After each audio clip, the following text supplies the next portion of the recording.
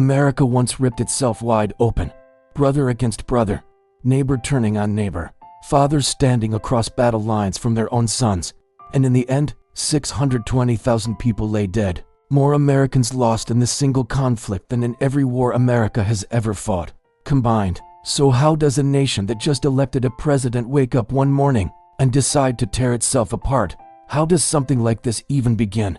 To understand that, we need to go back to a deal that was never really a solution. A deal that just kicked the problem down the road until it became unavoidable. Part 1. The compromise that wasn't. Picture America in the early 1800s, just 13 states along the eastern coastline, still figuring out what it wanted to be when it grew up, and every few years, a new chunk of territory would knock on Congress's door and say, "Hey, we want to be a state too." Now here's the thing nobody wanted to talk about. Every single time this happened, the same question would creep into the room like a bad smell. Will this new state allow slavery, or won't it? See, Congress worked on equal representation back then. Every state got one vote, one voice, and by 1820, things had gotten perfectly, dangerously balanced. 11 states with slavery, 11 states without, a perfect tie. One new state tips the scales. So when the Missouri Territory raised its hand and said, "We'd like to join the club," Congress basically caught fire.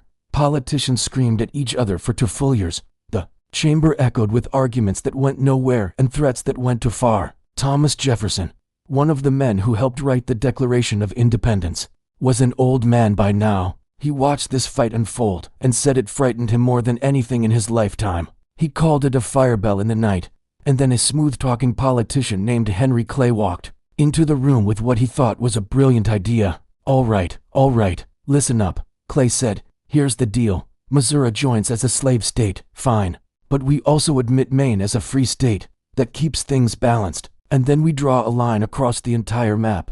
The 36th parallel. Everything north of that line, no slavery, ever. Everything south, do whatever you want." The room went quiet. Then someone said, "I hate it, but I guess it works." They called it the Missouri Compromise, and Congress patted itself on the back like they'd just solved the unsolvable. But they hadn't. They'd bought time, and sometimes, buying time is the most dangerous thing you can do. Here's the moment that proves it. A school teacher in Virginia tries to explain the whole compromise to her class. She unrolls a big map on her desk, picks up a piece of chalk, and draws the line right across the middle of the country. Then a kid in the back row raises his hand and asks, "Ma'am, what happens when the country keeps growing and they run out of room above the line?" The teacher stares at the map. She stares at the line. She doesn't have an answer. So she quietly rolls the map back up and moves on to something else entirely. Part 2. 2 worlds drifting apart. For a while, the compromise held. Congress stopped fighting about it. The newspapers moved on to other scandals. And underneath all of that, America was quietly splitting into 2 completely different civilizations. By the 1850s, if you looked at a map of the country, you'd swear you were looking at 2 different planets. Down south, the landscape was painted in green. Endless cotton fields stretching all the way to the horizon. The sun beat down on plantations that stretched for miles. And about 84% of everyone who lived in the South worked on a farm. The entire economy ran on cotton, and cotton ran on the labor of people who had no choice but to pick it. Now zoom north. What do you see? Smoke. Factories everywhere you looked. Railroads cutting across states like veins, carrying goods and people in every direction. Cities swelling with immigrants who'd crossed an ocean to get here, arriving with nothing but the clothes on their backs and the hope in their chests. The North produced 32 times more firearms than the South, 32 times. If you were playing this out as a strategy game, one side had machine guns and the other side had muskets. Someone in a northern factory looked at a southern cotton field and said, "Hey, I just invented a machine that makes cloth ridiculously fast. Want one?" The southern planter looked at the machine and shook his head. "No thanks. Machines break down too much." The factory guy scratched his head. "All right, well, how do you make your money down here?" "Cotton," the planter said. "Mountains of it. You use machines to harvest it, with people. You pay people to pick it for you." A long pause. "Not exactly pay." These 2 halves of the country needed completely different things from their government. The North wanted taxes on foreign goods so that people would buy American factory products instead. The South wanted those tariffs kept low so they could sell their cotton overseas and buy cheap European manufactured goods. Every single issue pulled them in opposite directions. Meanwhile, in the halls of Congress, a Southern cotton farmer and a Northern factory owner were sitting on opposite sides of the chamber. They were supposed to be representing the same country, but they couldn't agree on what time lunch should be served, two civilizations sharing one roof, and that roof was starting to crack. Part 3. Blood in Kansas. Remember that line they drew across the map, the 36th parallel? The one that was supposed to keep the peace forever. Well, America kept grabbing new land, Texas, California, New Mexico, and every time a new territory appeared, the same old fight came back like a bad flu. Should slavery be allowed there? So in 1854, Congress got creative. They said, let's let the people decide. Popular sovereignty. The folks living in each territory get to vote for themselves. Democracy, right? Sounds fair on paper. Sounds like a peaceful solution. Except both sides immediately started cheating like their lives depended on it. Because, well, they kind of did. The territory of Kansas was first up for the vote. Pro-slavery settlers from Missouri crossed the border by the thousands, flooding into Kansas to stuff the ballot box. Anti-slavery families came pouring in from the north, doing exactly the same thing from the other direction. A man from Missouri shows up at the polling station. The election official looks at him and says, "Sir, you can't vote here. You don't even live in this territory." The man points to a tent on the hill. "See that tent? That's my house now. That's a bedsheet on a stick." Rustic charm. Kansas ended up with two separate governments. One pro-slavery, one anti-slavery, both claiming to be the legitimate authority, both refusing to recognize the other. And when the voting stopped, the shooting started. Armed gangs raided farms in the middle of the night. Mobs burned down whole towns. John Brown, a man who believed, sincerely and to his core, that slavery was an abomination that had to be destroyed by whatever means necessary, showed up with a wagon full of swords. Over 50 people died. Americans were already shooting each other over the question of slavery, and the actual Civil War hadn't even officially started yet.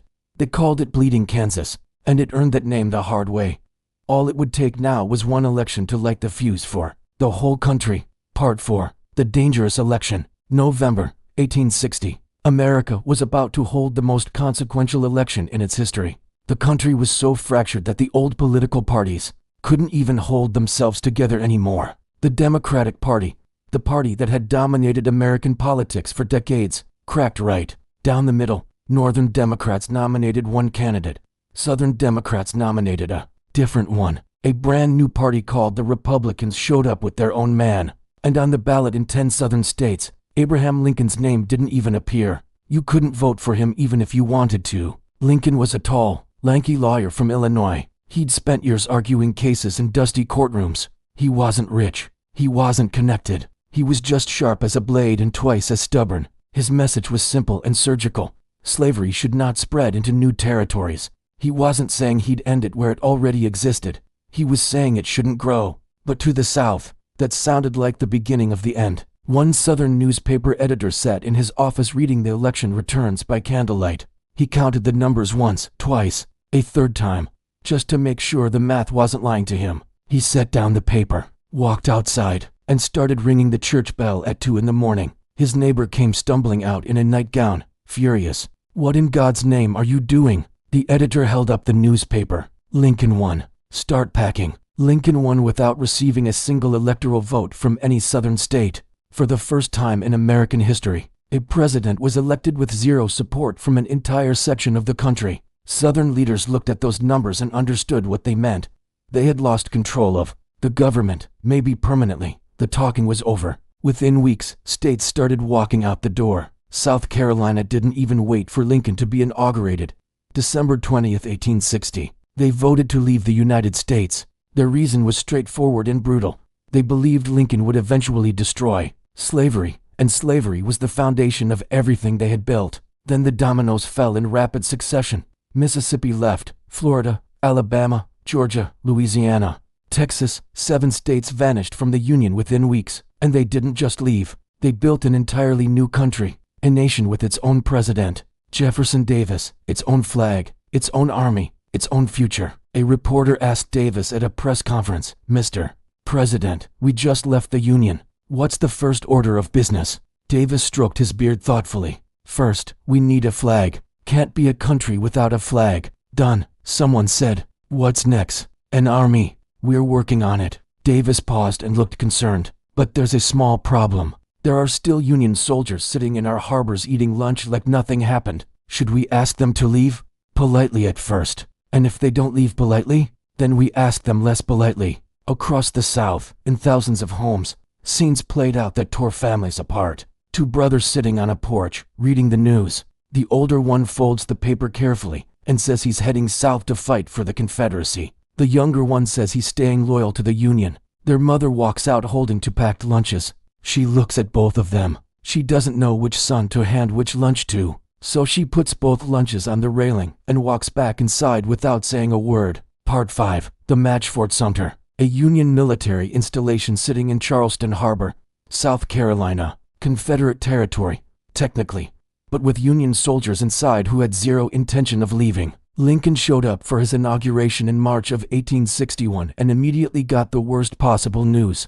The commander at Fort Sumter sent an urgent message. "We are running out of food." Lincoln sat in the White House and stared at three terrible options. Option 1, send warships, resupply the fort by force, and start a war. Option 2, abandon the fort, essentially admit the Confederacy is a legitimate country. Option 3, do nothing and let his own soldiers starve. So Lincoln got creative. He announced he'd send ships carrying only food. No soldiers, no cannons, just bread and pork, just supplies. A Confederate officer looked at the plan and said, "He's trying to make us look like the bad guys if we shoot at a bread delivery." Another Confederate officer nodded. "He's trapped us. Tell them to surrender, and if they refuse, then we open fire." All right, this is going to be a whole big thing, isn't it? April 12, 1861, 4:30 in the morning.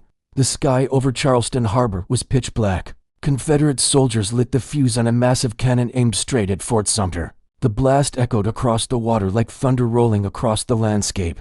Within minutes, dozens of cannons were firing from every direction.